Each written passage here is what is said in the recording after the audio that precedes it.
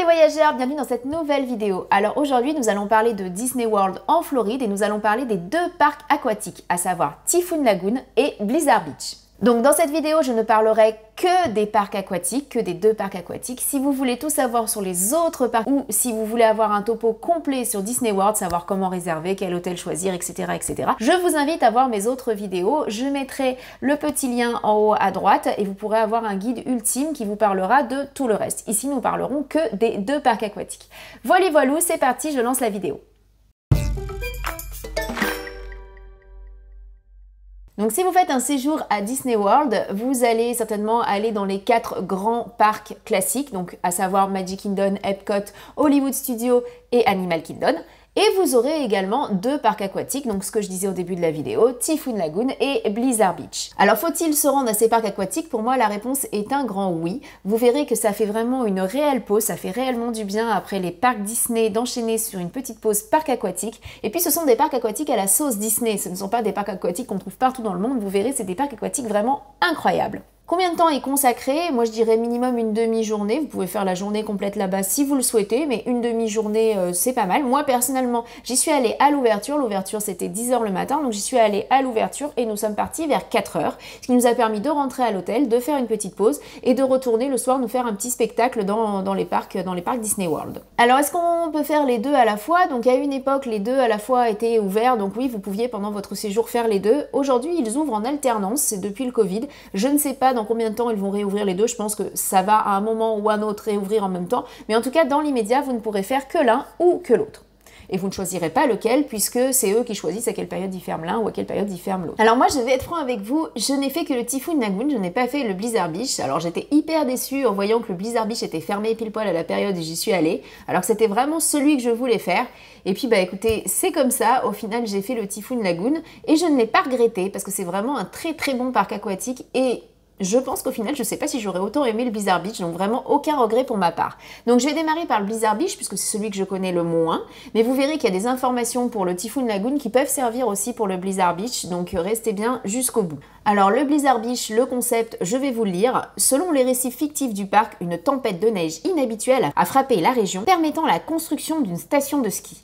Quand la neige a commencé à fondre, elle créait des cours d'eau et des toboggans naturels, transformant la station en un véritable parc aquatique. Une des attractions principales est le Summit Planet. Ce toboggan extrêmement raide offre une descente quasi verticale de 36 mètres, 120 pieds, atteignant des vitesses élevées. Alors ça donne vraiment envie parce que rien que le concept, cette station de ski pour un parc aquatique, je trouve ça génial. Et puis j'ai vu qu'ils allaient rajouter plein de petits éléments avec la Reine des Neiges, donc je trouve l'idée hyper sympa. Donc comme je ne l'ai pas fait, je ne vais pas m'éterniser dessus, mais je vais vous parler d'informations générales qui je pense serviront et pour l'un et pour l'autre. Alors déjà, sachez que pour vous y rendre, selon vos hôtels, en tout cas le mien, donc moi je partais du Caribbean Beach, vous allez devoir prendre le bus pour vous y rendre et vous ne pourrez pas y aller directement. Vous allez devoir passer par Disney Springs, changer de bus et aller au parc aquatique. Ça, j'ai pas trouvé ça hyper pratique et surtout j'ai trouvé ça assez long, donc prévoyez-le bien si vous voulez arriver à l'heure d'ouverture ou si vous avez des choses de prévues.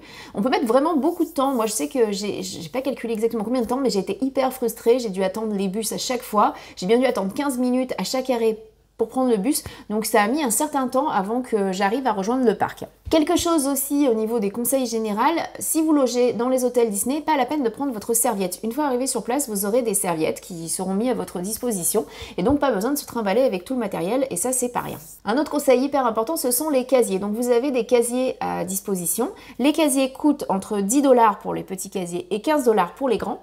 Je vais mettre quelques images en fond. Alors je sais pas si ça se voit bien sur les images, mais en tout cas les grands casiers ne sont pas immenses, hein. On a pu mettre un sac à dos et 5 paires de chaussures, c'était pas des grosses paires de chaussures dedans, et on avait du mal à le fermer. Donc voilà, donc faites attention, c'est pas des casiers où vous mettrez le sac à dos de toute la famille dedans, hein, qu'on soit bien d'accord. À savoir également, sur place vous aurez une boutique où vous pourrez acheter tout ce que vous auriez pu oublier de prendre. Quelque chose par exemple d'important à prendre, à ne pas oublier, ce serait sa petite pochette pour ranger son téléphone portable et pour pouvoir aller se baigner avec. Donc ça par exemple, moi je l'avais oublié, j'ai été l'acheter dans la boutique à côté, mais vous aurez également des maillots de bain, des lunettes de soleil, des casquettes, des crèmes solaires. Alors crème solaire, je me permets de faire une petite mention ici par rapport à mon expérience. Donc j'ai acheté une crème solaire pour ma fille dans ce fameux magasin. Alors moi je suis allée au Typhoon Lagoon, donc dans la boutique de Typhoon Lagoon, et ma fille a fait une énorme réaction à la crème solaire qui étaient achetés sur place. On m'a expliqué que les composants n'étaient pas forcément les mêmes que ceux qui se trouvaient en France et que visiblement elle avait fait une allergie à un composant qui était dedans. Spécial bébé, etc. J'ai pas pris du tout le moins cher et je l'ai acheté dans la boutique.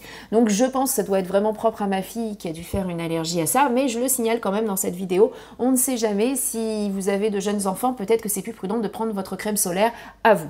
Une autre information aussi importante où je me suis un petit peu fait avoir, donc nous on y est allé pour l'ouverture, donc ça ouvrait à 10 h comme je l'ai mentionné plus tôt. Et à 10 h, la première chose qu'on a fait, on a pris son temps, on a été chercher les serviettes, on a pris des photos à l'entrée, on a pris notre temps à savoir quel casier prendre, etc., etc. On a mis beaucoup de temps et on ne s'est pas précipité sur les transats, voyant qu'il y avait énormément de transats, on s'est dit on a le temps, il n'y a pas de souci, on ira un peu plus tard. Alors c'était une erreur parce que des transats il y en a beaucoup, mais par contre des parasols vous en aurez que très peu dans le parc et des espaces à l'ombre c'est pareil, il y en a juste pas. Donc si vous voulez un parasol et un espace à l'ombre, je vous conseille dès que vous arrivez, avant même de déposer vos affaires, avant tout ça, d'aller choisir votre transat et de poser quelques affaires dessus et après peut-être de se diviser ou de voir comment est-ce que vous préférez faire pour aller chercher tout le reste des choses. Sinon vous n'aurez pas de transat à l'ombre.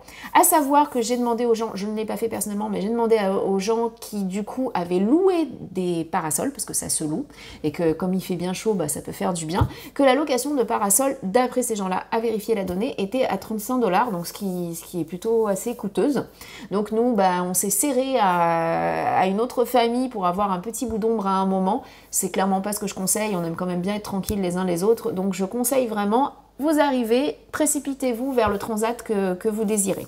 Donc voilà pour les informations générales qui vont vous servir, je pense, et pour le Typhoon Lagoon et pour le Blizzard Beach. Et puis maintenant, on va enchaîner plus sur vraiment le Typhoon Lagoon qui est celui que j'ai fait, où je vais pouvoir vous donner toutes les informations dessus. Donc comme pour le Blizzard Beach, je vais vous lire le petit topo. Donc selon l'histoire fictive du parc, une tempête tropicale appelée Typhoon a transformé l'île paradisiaque en un lieu plein de débris et de toboggans aquatiques. Au sommet du mont Mayday, trône Miss Tilly, un bateau de pêcheurs perché sur un gésier qui arrose toutes les demi-heures. Voilà, donc vous l'aurez compris, l'idée c'est qu'il y a eu une tempête et toute l'île est décorée un petit peu sur ce thème. Moi je trouvais ça moins intéressant qu'une tempête de neige et au final j'ai été agréablement surprise, c'est vraiment très très beau. Donc sur place vous trouverez, je pense que ce sera pareil aussi pour le Blizzard Beach, sur place vous trouvez une multitude de restaurants, donc pas d'inquiétude, il y a vraiment de quoi manger. Personnellement j'ai mangé au Typhoon Tilly's et c'était très bon, c'était à base de fruits de mer, je mettrai peut-être une petite image de ce que j'ai mangé. Mais j'ai trouvé que c'était assez original et que c'était très bon. Alors pourquoi est-ce que le Typhoon Lagoon m'a tant plu? Et c'est pour cette fameuse grande vague, donc ça c'est pareil, je vais mettre des images. Alors sur la vidéo, c'est pas impressionnant. En vrai, c'est super impressionnant de voir cette masse, cette vague s'approcher de vous. C'est juste incroyable. Il faut savoir qu'elle fait pratiquement 2 mètres de haut et que ouais, c'est vraiment à voir. J'avais jamais vu ça de ma vie. Par contre, attention, je précise, si c'est vraiment bien et tout, c'est quand même pas sans risque pour les jeunes enfants. Ma fille était sans cesse projetée très loin derrière et on aurait dû dès le début, en fait on s'est dit oui bon plan, on va vite aller faire les toboggans tant qu'il n'y a pas de monde et tout, et en fait on aurait peut-être dû profiter de cette grande vague dès le début parce qu'après il y avait énormément de monde et en fait pour une pitchounette ça peut être vite dangereux parce qu'elle se prenait les pieds, elle se prenait tout, elle se prenait les gens qui lui fonçaient dessus et elle s'est fait mal à plusieurs reprises. Du coup on a fini par arrêter d'y aller parce qu'à la fin elle pleurait parce que elle nage moins bien, elle est plus jeune, et de se prendre des gens c'est pas très agréable pour elle. Donc si j'ai un petit conseil, en fait bizarrement, profitez-en dès l'ouverture du parc si vous voulez vraiment profiter parce qu'il n'y aura pas grand monde pour cette vague. Et quand il n'y a pas de monde, on se prend moins les autres personnes. Donc voilà, après si vous adorez les toboggans, c'est évident qu'il n'y aura pas de queue du tout au début, il n'y aura personne. Donc allez-y, profitez des toboggans. Qu'est-ce qu'il y a d'autre dans ce parc? Ce que j'adore dans ce parc, c'est que tout autour du parc, vous aurez une petite rivière toute douce. Vous pouvez faire des petites balades en bouée. Donc ça, avec ma fille, on a adoré. On s'est calé comme ça sur des bouées. Et hop, on a fait tout le tour pour aller d'un endroit à l'autre. Ça nous a beaucoup amusé. Donc c'est très agréable.